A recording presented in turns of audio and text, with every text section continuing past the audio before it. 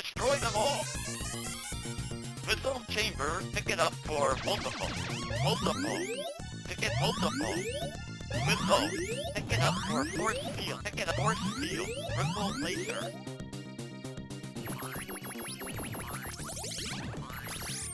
Multiple.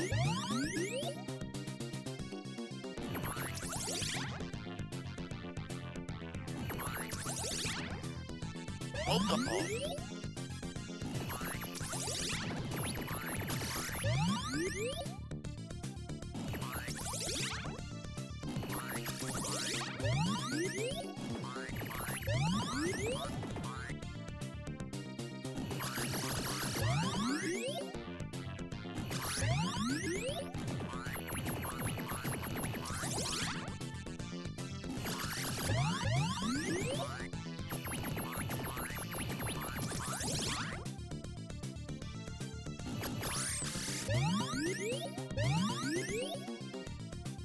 Pick it up or speed up.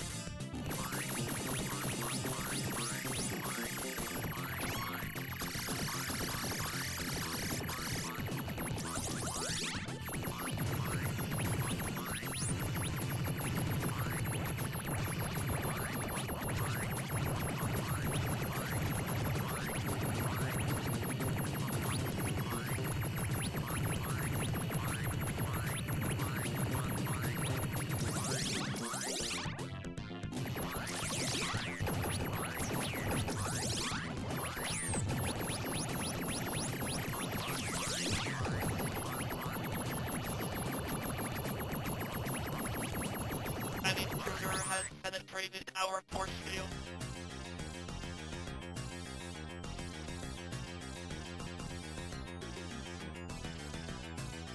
My mic was not on. You just completely missed me talking throughout the first 2 minutes of this run. That is awesome. Anyways, this is Brain Golem. I'll have to say everything I said earlier again.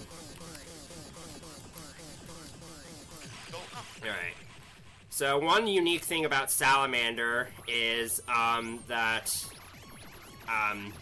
it alternates between horizontal and vertically scrolling stages. So every odd-numbered stage is horizontally scrolling, every even-numbered stage is vertical. So let me reiterate a few of the things I said. First of all, here's the regular laser. It's way better than the Ripple laser, which you just saw. The Ripple laser is new to this game. And also, the regular... So this game, in case you haven't noticed it by now, it uses a different power-up system than the standard Gradius games. Power-ups are kind of assigned to you automatically, and each power-up has a specific capsule dedicated to it. Also, I forgot to mention epilepsy warning there. Those are Thunder Mayus. They make the screen flash rapidly with a bunch of bright colors. In certain re-releases of the game, like Arcade Archives, that was toned down significantly to avoid the risk of seizures. Oh no, I just went through that meteor without dying. So this game is extremely janky, and you will probably see that a lot of that throughout this run. Firing missiles into certain objects, such as those asteroids, can just disable their collision for no good reason whatsoever. Yeah. As I was saying in the period when my mic was muted, this game is very clearly unfinished. And because there are 19 unused songs in the ROM, so what we got was probably only about half of what was actually planned for the game. And there's a lot of really bizarre mechanics here. Okay, now, so we're off to stage 3 next. That boss was Tetran, by the way. That's another boss that appears in a lot of Gradius games after this one. So this is the fire stage, Burning Chaos, as it's called in the PC Engine version. And the main feature are those prominences. This stage, on default difficulty settings, is actually kind of just a bunch of dead air. You can basically sit in one spot for most of the stage. On hardest difficulty, a lot of these prominences continuously appear over and over, which means you do actually have to memorize their pattern. And a few of the prominences later on will also be continuous. So for example, this first one up here is going to be kind of going backwards. And I kind of have to quickly move ahead of it here. But that's like the That's like the only time in the stage where you're actually guaranteed to move, or where you actually have to move. The rest of the stage you can just kind of sit like right about here.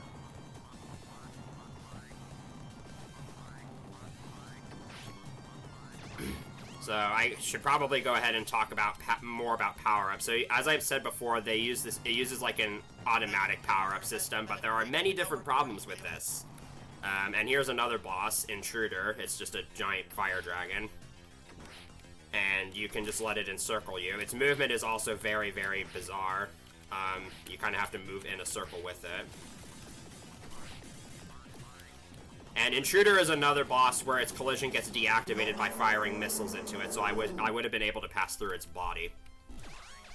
Okay, so before I get back into power-ups, the force field, aka the shield, is almost completely useless in this game. It deteriorates upon hitting power-ups, which it shouldn't do, and in the vertical stages, regular enemy bullets basically just pass directly through it. No idea who screwed up on that end. They actually fixed that second issue on the Sharp X68000 port of this game, and in Life Force JP, which you'll see right after this run. So, as you can see, this is the Volcano stage. It's kind of course, paying homage to the Volcano stage from Gradius 1, but now in a vertical fashion instead of horizontal, and now we have a bunch of flying rocks from the top of the screen. There's actually the position I had my ship in, at least the horizontal position, is actually a safe spot. No rocks will ever fall in that column for whatever reason, so... But yeah, as you can see right there, the power-up basically went through the shield. It's not supposed to do that. The shield is supposed to collect power-ups for you. Which, again, is just a sign of how great this game is. These rocks are annoying. If you shoot them, they split apart and they can clog up the pathways. And then there's this section at the end where I can just spread out my options across all three pathways. Okay, I was worried. Like I said, sometimes collision detection in this game is very off. Okay, I did not want to grab that, so now I actually have to go to this end, because there's a regular laser here. Okay, time for the worst boss in the game. So this boss is known as either Valis Fortress or Center Core. I think the official name is Valis Fortress. And it is incredibly broken. It endlessly spits out cores until either it times out, you kill it, or you game over, whichever happens first. I do have somewhat of a strategy to deal with it, though. So I'm basically going to be sitting here and trying to bait it into firing the cores in either vertical or horizontal lines near the top of the screen. This strategy is not foolproof, but it does work if you know how to pull it off consistently. If you don't do that strategy, you basically just have to hope you can dodge everything or time it out. For more Thunder Mayus, by the way, sorry, I don't really have the time to alert you ahead of time. So now we have Stage 5. This is basically just Stage 2, but in a horizontal fashion.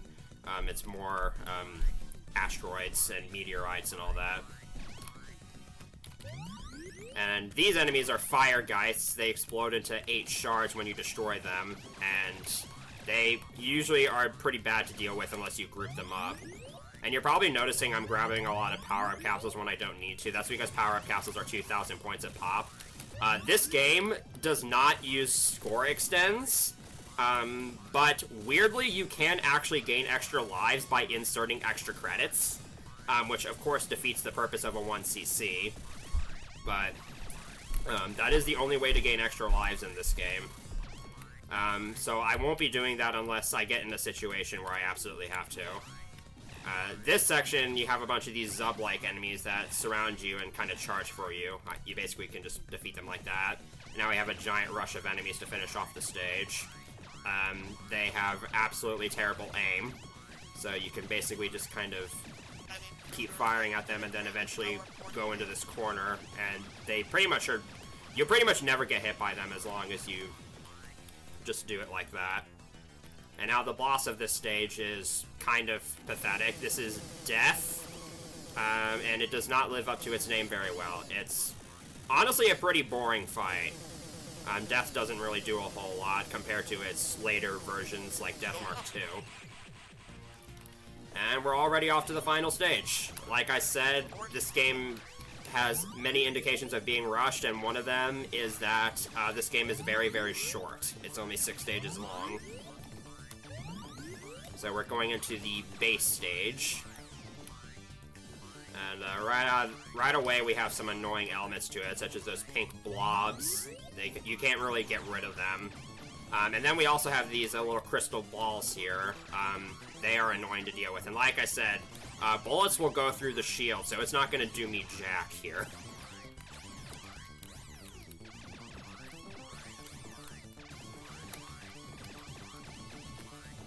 I really don't want to mess up here. Alright, we're good. So I wouldn't normally do this, but this is a marathon. I'm going to show this off. There's a rush of big cores here, but in this game, there's actually a safe spot for them. You can just hide at the top of the screen. But this is a marathon. I'm going to show this off. There's a rush of big cores here, but in this game, there's actually a safe spot for them. You can just hide at the top of the screen. I don't normally do this, but...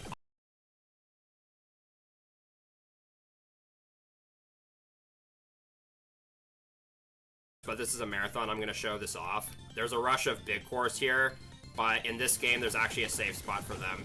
You can just hide at the top of the screen. I don't normally do this, but...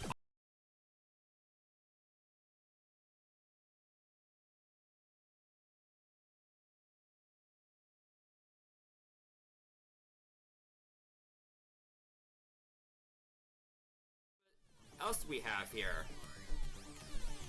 Boy heads! And they can jump. Because why not? They're actually very hard to deal with if you don't have a laser power-up. Like, surprisingly, your regular bullets are very, very useless in this game. Even with options. You really need to be fully powered in this game at all times. And that's actually one of the major issues with this game, is that because the power-up drops are in fixed locations, and there's not a whole lot of them, dying in the wrong spot can put you in a really, really, really bad position. Because this game does actually use instant respawns instead of checkpoints, but you still lose most of your power-ups. And if you can't recover your options, then it can be very difficult to survive. Basically, in a lot of situations, one death can just spiral into a game over. Alright, here's the final boss. This is Zealous Force. You basically have to take out those 4 stents holding it in place in order to defeat it. And funnily enough, you can actually take out this... You can actually do damage to the stents before it's in its final position, but...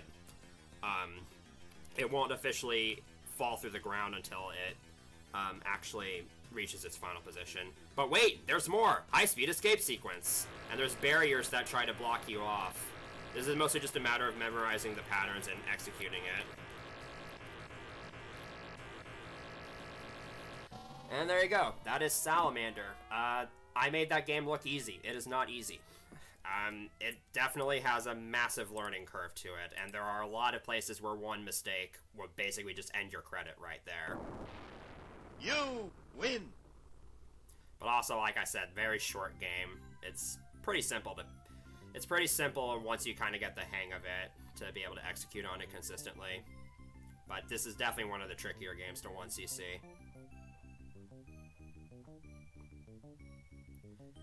Very short credit sequence. And obviously I'm not going to be doing higher loops, so... once this credit sequence is over, I'm going to work a little bit of secret magic. Try again. So, I am not going to let you see... Oh, wait, that's life split. So I'm going to work a little bit of magic that you don't get to see here, and we're going to magically switch games. And... there we go.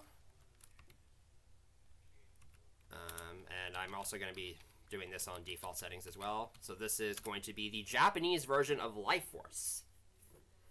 And I'll just go ahead and get right into it as soon as the game finishes booting up. Again, we'll insert an imaginary quarter. And there we go. So, a little bit of backstory on what this game is. So, after Salamander was initially released, Konami actually released the game in the US, a very untraditional move for these Gradius games, and they basically gave it an entirely different storyline, involving invading a sort of infected living being being, and also they changed up the backgrounds, and they added some extra voiceovers to give the impression that you're inside a living being instead of just a bunch of random stage environments. But it's US Life Force is basically still just the same thing as regular Life Force. Then they brought Life Force back to Japan, tweaked it up even more, and really fleshed out. They really went all in on the organic theme of this game. So you'll see a lot of enemy and boss redesigns. Another major difference with this game is, as you can see, it actually uses the Gradius power bar system, which means that powering up is a little bit more in your control. And that's kind of a major advantage. They also added some power-ups in a few spots. And this game also has score extends, unlike Salamander, so you don't have to feed credits in order to get extra lives. But otherwise, it's still basically the same base game. You have all the same stages. So, yeah, this game, I forgot to mention this during Salamander. These games go by so quickly, I don't have time to explain everything I want to. But yes, these games do have two-player co-op. Player 1 is the standard Vic Viper, but Player 2 is the Lord British. And in this game, the Lord British has an alternate power-up bar order that actually places the more beneficial power-ups near the front. But I choose to play with the Vic Viper just because I like using the standard Gradius power-up bar order. Yeah, as you can see, bosses also get redesigns. Brangol now has green arms instead of gray. Totally different.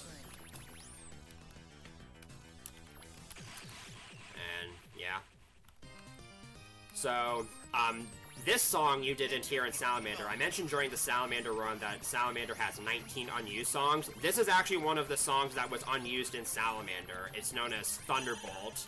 And basically, for this game, Konami basically took a couple of the unused songs from Salamander and repurposed them for this game. This song exists in an unfinished state in the Salamander ROM, so they just tweaked it up and actually made it finished. And personally, I think all three of the Life Force JP songs are better than their Salamander equivalents. So yeah, this is a kidney stage. All these asteroids are now kidney zones, but it's still basically just the same thing. We have the seizure-inducing Thunder Muse. Power capsules also don't give score in this game, so there isn't as much of an incentive to grab them this time around. And yes, it does still have the same bug where you can clip through asteroids by firing missiles into them, as I just demonstrated there.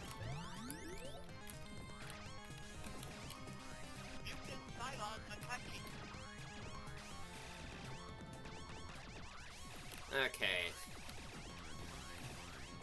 Now it's time for Tetran again, but this time it's gonna look a little bit different. Destroy center membrane. Yeah, I don't know what you'd call this, but it's something.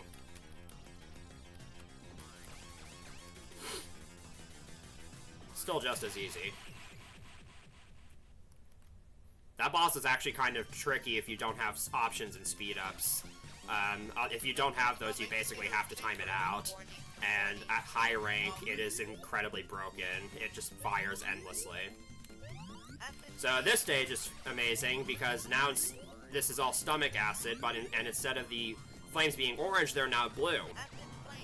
Very obvious change. There's also a lot of added power-ups in this stage, which is very useful because in the original Salamander, this stage has 0 power-ups, so dying is basically a no-no in Salamander. But in this game, you actually kind of stand a chance. And here I'm showing off the safe spot I alluded to in Salamander. So I'm actually not going to be using the shield for most of this game, because the shield actually bumps up rank by quite a bit. On normal difficulty Loop 1, the rank in this game is fairly tame, but I'd just rather not deal with it.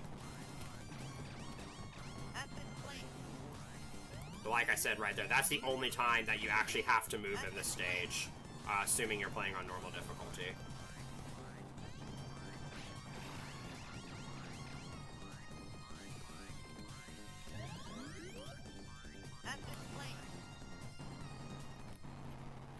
So now we have an Intruder again, and just like the rest of the stage, Intruder is now blue instead of orange. Very, very creative change.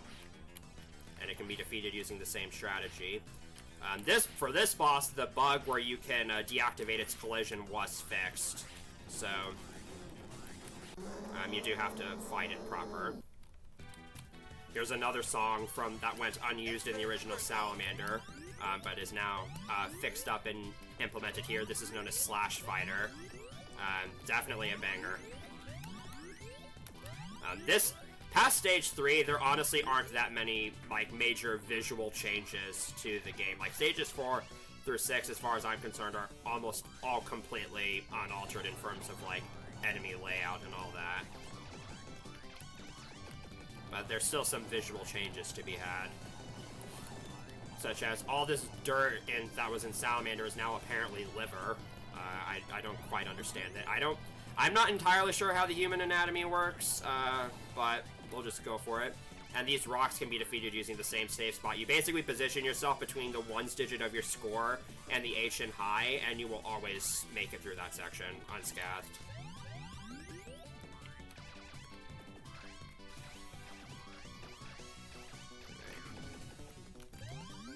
Alright, listen to this voiceover real quick. Oh, it got cut off. So there... Oh.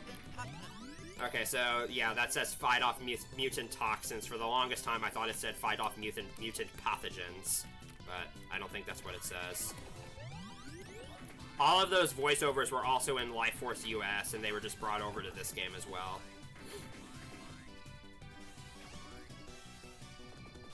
I'm going to use the same strategy that I used in Salamander to quit this section.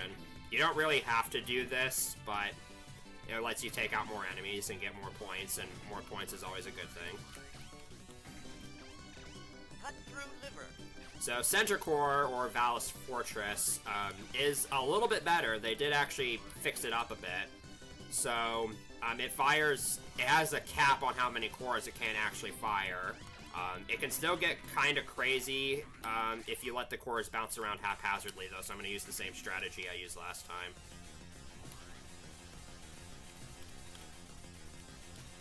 Okay, that's not... One of those cores did go loose, but that's actually not a huge deal, because that core is just going to mostly bounce around harmlessly. There we go. So interestingly, in Salamander, the first time you fight that boss, you get the brokenness that you saw earlier, but on subsequent loops, it basically just does nothing, which trivializes it. That isn't the case in this version of the game, but it is something interesting worth mentioning. Here's yet another unused song from Salamander. So again, this is basically just stage 2, but horizontal, and apparently, even though this stage is the same concept as stage 2, we're now in the lungs instead of the kidneys. So, I guess kidney stones can now be in the lungs. Again, I'm not an expert in this field. But, here we go. Here's more of them. They also fixed the shield, so even though I'm not using the shield, they did fix it up a little bit. It does properly absorb enemy bullets. It still deteriorates from hitting the power-ups, though. But that's not as big a deal. Another interesting thing with the shield is that you can actually stack it. In this game, you can actually activate up to 4 shields, and they will surround all 4 sides of your ship. But you can't do that in Salamander. But again, you don't really have a reason to do that in this game, and it just bumps up the rank by a lot.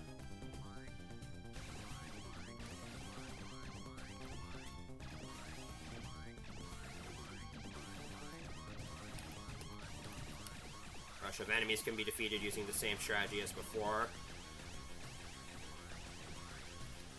So, here's another boss that received a major visual change. Instead of death, we have Gao.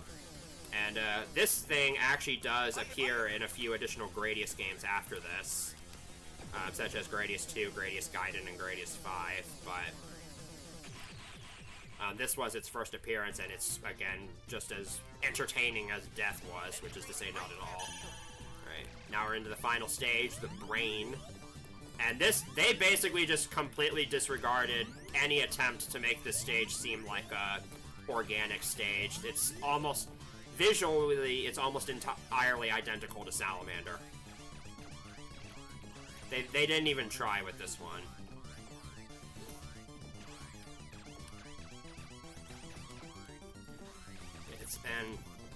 It's basically just the same thing you saw before. Yeah, you could probably do it, but in practice, your shield will run out before you ever get the chance to get a second one. So now I have the big course, and I actually do have to fight these freehand because the safe spot doesn't work in this version.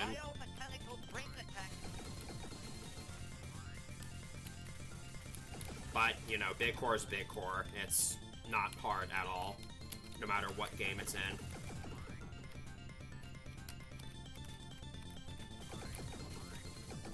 And the nice thing about this game is that if I die from here on out, I'm not immediately doomed to a game over because I have extra lives.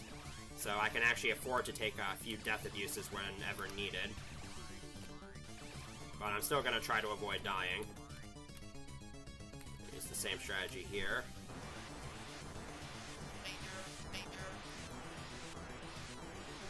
Uh-oh. Okay. That was pretty scary. And I have to abandon my post there. Normally I don't want those cannons to get the chance to fire, but they did, and thankfully I slipped through them. That's the main reason why I wanted to stay up here, because letting those cannons flood the screen is not good. Okay, this is bad. Okay, I think we'll be fine. Now we have the Moais again. And the Moais have a weird bug in this game, where every time you kill one, it restarts the boss music, aka Poison of Snake. That only happens in this game. And in case you're wondering if this is just an emulation error with MAME, it happens on Salamander Portable for the PSP and Arcade Archives. So I'm guessing it happens on the original PCB as well. But yeah, kind of a weird bug there.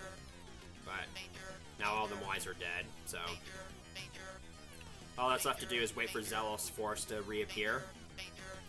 Another fun fact about Zealous Force, and this applies in both games, if you don't destroy Zealous Force and instead just death abuse to get past it, the game will actually wrong warp you to stage 3 on the following loop after the escape sequence.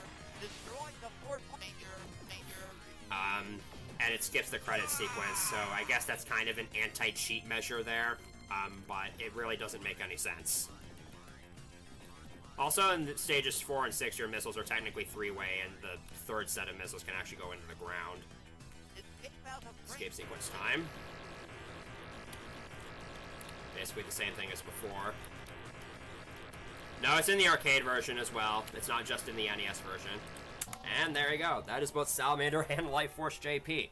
So this game is a lot easier to pick up than Salamander because, again, powering up is a lot more in your control. Also, yeah, notice that little thing that escapes from the brain during the credit sequence. You win! Yeah, that's a kind of a showcase of both Salamander and Life Force Japanese, what they're made of. I really don't have much to say about either of those games. They're basically what you saw. Very janky, very rushed, obviously, very short, but all pretty fun games once you kind of learn them, and slapping music as always with the Gradius games. So that's it for me, and we'll go ahead and transition while I get set up for my next game.